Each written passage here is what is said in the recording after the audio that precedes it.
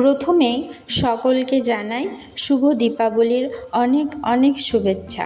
আশা করি তোমরা সবাই খুব ভালো আছো।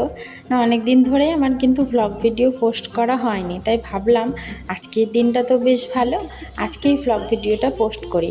তা আজকের ভিডিওটা শুরু করলাম সন্ধেবেলা থেকে। তো তোমরা দেখতেই পেলে যে আমি লুচি বেলছিলাম, আর মা দেখো এইদিকে রান্নাঘরে লুচিগুলো ভেজে নিচ্ছিল। একা একা লুচি বেলা ভাজা করতে সকলেরই একটু মনে হয় অসুবিধা হয়, তাই আমি বেলে দিচ্ছিলাম। আর তারপরে আমাদের শুরু হলো সন্ধ্যাবেলার পুজো। আজকের এই কালী পুজোর দিনে আমাদের বাড়িতে, মানে আমাদের বাড়ি বলে না, আমাদের হয়তো পুরো এই গ্রামাঞ্চলটাতেই এই রিচুয়ালটা আছে যে এরকমভাবে পুজো করতে হয়। বেসিক্যালি আমি কিন্তু বিয়ের আগে কখনোই এরকম ধরনের পুজো দেখিনি। মানে আমার বাড়িতে হতো না, হতো একটু অন্যরকমভাবে হতো। তো এইদিকে পুজোটা একদমই অন্যরকম। তো এখানে কিন্তু বংশ পরম্পরা অনুযায়ী, মানে বড় থেকে ছোট অনুযায়ী কিন্তু পুজোটা করা হয়। তো প্রথমেই দেখো আমাদের বাড়ির সব থেকে বড় সদস্য মানে আমাদের দাদু।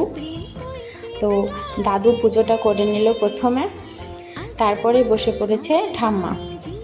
তো দেখো কিভাবে ওই তো গঙ্গা জল আর সব ফুল জল দিল, আর মোমবাতিগুলো সবাই জ্বালাচ্ছিল, মানে যে যখন পুজো করছে সেই তখন কিন্তু একটা করে মোমবাতি দিচ্ছিল।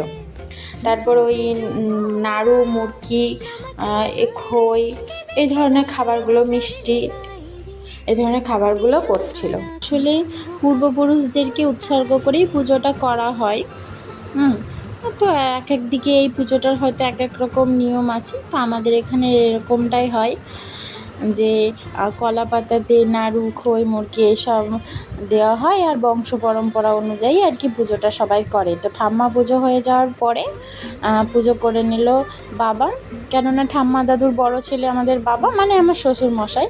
তা বাবাই প্রথম পুজোটা করলো। এবার বাবার পরে আস্তে আস্তে মানে সবাই করবে, সেটাও কিন্তু ওই বড় থেকে ছোট হিসেবেই হবে। তো বাবার পুজো করার পরেই এবার বসবে মা পুজো করতে। তো দেখো মায়ের পুজোটাও তোমরা একটু দেখে নাও। আর দেখো বাবু আছে ওর অংশু কাকুর কোলে। তো মা পুজো করতে বসলো, আর ওই ঠিক একই রকমভাবেই কিন্তু পুজোটা করবে। পুজো করার পরে তারপরে বসলো কাকু, মানে মায়ের পরে বসলো কাকু। আর একইভাবে এবার কাকুর হয়ে যাওয়ার পরে পুজোটা সেরে নেবে কাকিমা। এই রিচুয়ালসগুলো কিন্তু বেশ ভালোই লাগে, মানে আমার তো বেশ ভালো লাগে, খুব এনজয় করে এই জিনিসগুলো। মানে এই পুজোটা হয়ে যাওয়ার পরেই এখানে যে মানে প্রদীপগুলো রাখা হয়, সেই প্রদীপগুলোই কিন্তু পুরো বাড়ি জুড়ে করা হয়। তো আমরা কিন্তু অনেক কেনা প্রদীপ নিয়ে এসেছি, কিন্তু কেনা প্রদীপ আনলেও ওই যে সেই বলে না লক্ষণের সেই প্রদীপ, মাটির প্রদীপ বানাতেই হবে। তো মা কিছু মাটির প্রদীপও বানিয়েছিল, তো সেগুলোই কিন্তু এখানে রাখা হয়েছে। এবার ওগুলোই আমরা কিন্তু একটা করে প্রদীপ, একটা করে মোমবাতি জ্বালিয়ে নিচ্ছিলাম। তো দেখো কাকিমার পুজো কিন্তু শেষ হয়ে গেল, আর এবার বসে পড়েছে এবারের বড় ছেলে, মানে বাবার বড় ছেলে। তো বাবার বড় ছেলে মানে কে তোমরা বুঝতেই পারছো আশা করি। না বুঝতে পারলে আমার ভ্লগগুলো দেখতে থাকো, আশা করি পরের ভ্লগে বুঝতে পেরে যাবে। তো পুজো করার পরে দেখো কেমন পুজো করছে, সব উল্টোপাল্টা পুজো, মানে এ কিছু নিয়ম দেখে কি দেখে না আমি বুঝতে পারি না। ওর যেমন মনে হলো, যখন মনে হলো উল্টো পাল্টা পুজো করে দিয়ে চলে গেল। আর ওকে যখন সবাই বলছে তখন ও করলেই হলো। তো ও পুজো করার পরে দেখো আমাদের ছেলেকেও নিয়ে আসলো। ছেলেও কিছুটা মানে তার পূর্বপুরুষদের মানে এতে উৎসর্গ করলো। আর তারপরে এই তো বসে পড়লাম আমিও বিশেষ খুব একটা নিয়ম কানুন জানি না। তো তোমরা তো ভিডিও দেখে বুঝতে পারছো না, কিন্তু ঠাম্মাও মানে পিছন থেকে কিন্তু বলে দিচ্ছে যে এটা কর সেটা কর, এরকমভাবে। তো আমিও কিন্তু সেই অনুযায়ী করছি না, ভুলভাল করে তো কোনো লাভ নেই, যা বলে দিচ্ছে তাই করি। তো সেই ঠাম্মা বলে দিচ্ছে, সেই অনুযায়ী আমি কিন্তু পুজোটা করছিলাম। তো দেখো প্রথমে একটু গঙ্গা জল ছিটিয়ে নিলাম, তারপর ঘট বসানো হয়েছে সেই ঘটে ফুল টুল দিলাম, তারপরে এই যে আবার সেই দুধ, এবার এটা দুধ গঙ্গা জল, মেবি দুধ গঙ্গা জলটাও দিয়ে দিলাম। আর এরপরে দেব সেই কলা পাতা রাখা আছে, কলা পাতার উপরে খাবারগুলো। দেখো আমি ওই খাবারগুলো দিয়ে দিলাম। তো আমি একবারই দিচ্ছিলাম, আমাকে কিন্তু বললো যে না 3বার দিতে হয়, তাই 3বারই খাবারগুলো দিলাম। না আমিও তো খুব একটা জানি না।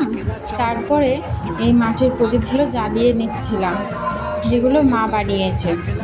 ধরতে কিন্তু অনেকক্ষণ সময় লাগছে, কাঁচা মাটির প্রদীপ তো তাই হয়তো, কিন্তু কেনা প্রদীপগুলো ধরতে সময় লাগছিল, কেন তা জানি না।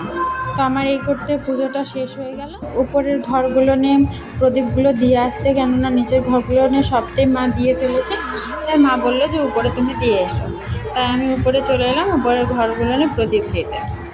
দেখো প্রদীপের শিখাটা কি সুন্দর লাগছে, তাই না? আর যখন দিচ্ছি তখন যেন মনে হচ্ছে এই সামান্য একটু প্রদীপের আলোয় ঘরটাই যেন আলোকিত হয়ে যাচ্ছে। তো দেখো সব ঘরগুলো নিয়ে আস্তে আস্তে আমি প্রদীপগুলো দিয়ে নিচ্ছি। দেখো অভিনবত্বের যুগে যতই আলো আসুক বা যত ধরনেরই আলো আসুক না কেন, এই যে প্রদীপের একটা আলোর মাধুর্যতা না, সেটা মানে একদমই অন্যরকম, এর সাথে কোনো কিছুরই তুলনা হয় না। তো রান্নাঘরেও আমার প্রদীপ দেওয়া হলো, এবার যাচ্ছি সিঁড়িতে, তাই সিঁড়ির আলোটা জ্বালিয়ে নিলাম। আর যেতে যেতে বলছি যে আমাকে ঠিকঠাক বোঝা যাচ্ছে তো, মানে এই আলোতে কোনো হচ্ছে না তো, তাই বলছিলাম। তো বললো হ্যাঁ বোঝা যাচ্ছে। তারপর দেখো আমি ছাদে চলে এলাম, আর আমাদের ছাদের উপরে ওই যে বললাম একটা রুম আছে, তো সেখানেও আমরা একটা প্রদীপ দিয়ে দিলাম। এই রুমেও কেউ থাকে না, কিন্তু ওই টাইম পাস করার জন্য এই রুমটা, আসলে কোনো বন্ধু টন্ধু আসলেও এই রুমে থাকে, বা বাড়ির ছেলেরাও এখানে থাকে, মানে যে কেউ এখানে থাকতে পারে। উপরে স্নান করলে এখানে চেঞ্জ করারও হয়। তো দেখো আবার আমি প্রদীপগুলো দিয়ে দিচ্ছি।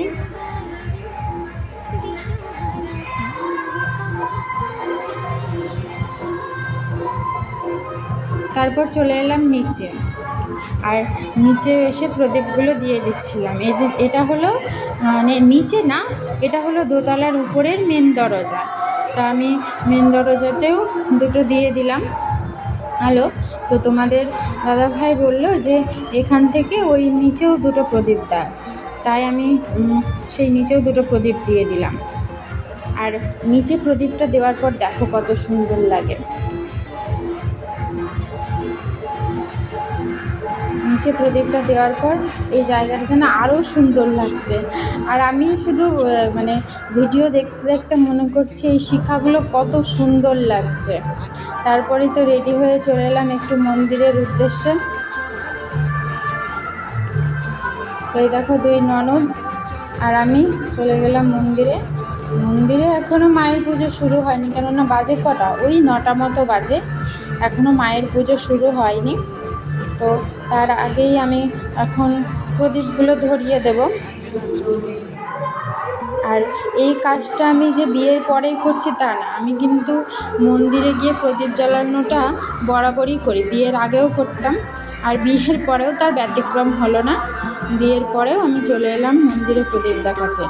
তো আমি প্রথমেই প্রত্যেকটা প্রদীপগুলো জ্বালিয়ে নিলাম, কেননা ওই দিতে দিতে জ্বালাতে না অনেকটা লেট হয়ে যাচ্ছে, ভালো লাগছে না, তার জন্য আমি প্রত্যেকটা জ্বালিয়ে নিলাম আর দিচ্ছি। তো দেখো ওটা তো ছিল কালী মায়ের, দুর্গা মায়ের মন্দির, মানে একটা মন্দিরেই মানে 3টে মন্দির আছে। তো মাঝেরটা হলো কালী মায়ের মন্দির, দুর্গা মন্দির, আর এই দিকেরটা হলো আমাদের দেবাদিদেব মহাদেবের মন্দির।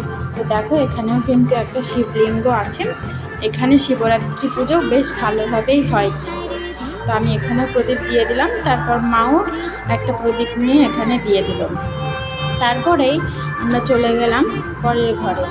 তো এখানে তো প্রদীপ তখন দেওয়া হয়নি, তাই এই ঘরের মানে এই মন্দিরে, দুর্গা মন্দিরের মাঝেও একটা প্রদীপ দিয়ে দিলাম। তারপর চলে গেলাম রাধা গোবিন্দের মন্দিরে। তো এটা হলো রাধা গোবিন্দের মন্দির। তো রাধা গোবিন্দের মন্দিরে তো তাদের প্রতিমা সব সময় থাকে না, তো তো রাধা গোবিন্দের প্রতিমাও সেই নাম সংকীর্তনের সময়ই নিয়ে আসা হয়। তো নাম সংকীর্তনের সময়ও তোমাদেরকে দেখাবো। তারপরে আমি সিঁড়িগুলোতে একটা একটা করে প্রদীপ দিয়ে দিলাম। প্রদীপগুলোই কম হয়ে গিয়েছিল, আরও কিছুটা প্রদীপ নিয়ে যেতে হতো। বাড়িতে অনেকগুলোই প্রদীপ ছিল, আমরা অল্প একটু দেবো বলে আর এতটা নিয়ে যাইনি, তাই আর দেওয়াতে কম পড়ে গেল। তারপরে মন্দিরের পাশেই হচ্ছে আমাদের ছোটো পিসির বাড়ি, তাই চলে এলাম একটু ছোটো পিসির বাড়ি। তো পিসিকে তো অনেক করে ডাকলাম, কিন্তু পিসিরা ভেতর দিকে ব্যস্ত আছে, জানি না কি করছে। তো চলো দেখি কি করছে। তো পাশের আর একটা দরজা দিয়ে যাব আমরা এখন, আর দেখবো যে ছোটো পিসি এখন কি করছে। তো দেখো আমরা উঠে যাচ্ছি ছোটো পিসির কাছে। তো গিয়েই প্রথমে দেখো তোমাদেরকে একটা জিনিস দেখাই। জিনিস বলতে কিছুই না, দেখো ছোটো পিসিমণিদের গরু ওই মোটামুটি 10টা মতো আছে ছোটো পিসির গরু। তারপর দেখলাম এখানে বিদ্যুৎ ভাই পুজো করতে বসেছে। মা এটা কি পুজো বলো তো? হ্যাঁ, এটাও সেই একই পুজো, কিন্তু আমাদের বাড়িতে যেটা দেখলে সেখানে কোনো মূর্তি ছিল না গণেশ ঠাকুরের, কিন্তু ছোটো পিসির বাড়িতে গণেশ ঠাকুরের মূর্তি দিয়েই পুজো করা হয়। আর বিদ্যুৎ ভাই এখানে পুজো করতে বসে পড়েছে। তো চলো বিদ্যুৎ ভাইয়ের পুজো করাটা আমরা একটু দেখে নিই।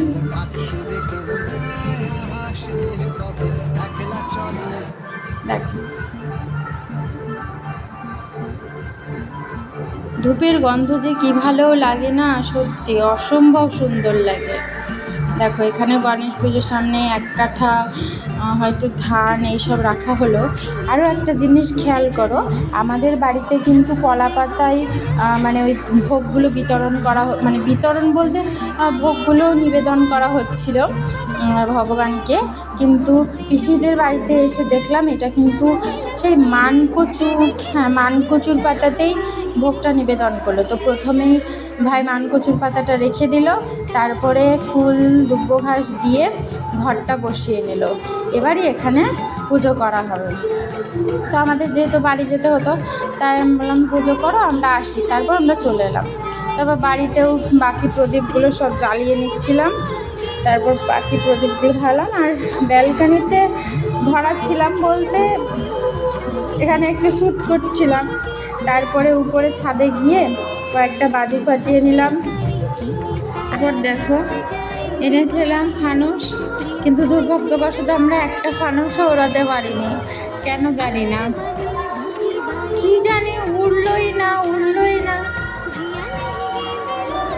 তারপরে আর কি করা যায়, মন খারাপ করে তাও কয়েকটা আবার রিলস বানিয়ে নিলাম। আর এইভাবে আজকের ব্লগটা শেষ করলাম। দেখা হবে আবার পরের ব্লগে। তোমরা সবাই খুব ভালো থেকো, আর এই কালী পুজোতে অনেক অনেক আনন্দ করো। তোমাদের একটা কথা বলি, অগ্রিম ভাইফোঁটার অনেক অনেক শুভেচ্ছা রইল তোমাদের জন্য। তোমরা সবাই খুব আনন্দ করো।